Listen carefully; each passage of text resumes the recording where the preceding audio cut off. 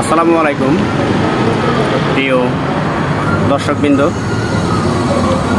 যে কথা বলার জন্যে ভিডিওতে আসা,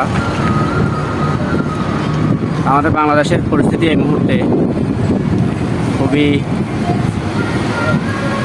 ভয়ঙ্কর অবস্থা। সবাই শোকাহত এবং মর্মাহত।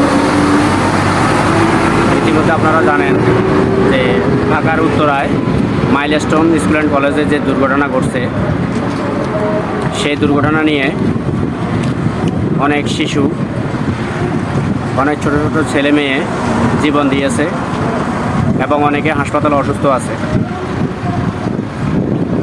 তো এই ঘটনাকে কেন্দ্র করে কোনো একটা মহল রাজনৈতিক ফয়দা তুলতে চেষ্টা করতেছে। আমি বিশেষ করে সরকারের উদ্দেশ্যে আমাদের বর্তমানে রাষ্ট্রপ্রধান ডক্টর মোহাম্মদ ইউনূস স্যার একটা কথা বলবো আপনাকে।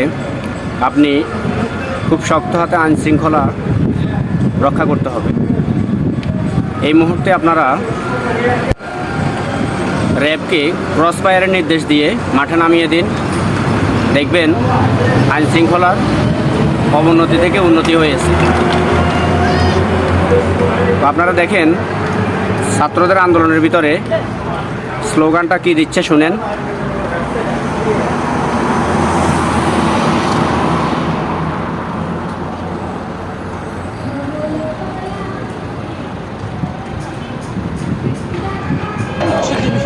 যে ছাত্ররা সচিবালয় ঘেরাও করছে এবং সচিবালয়ের প্রধান গেট ভেঙে ভিতরে ঢুকে ভাঙচুর করছে।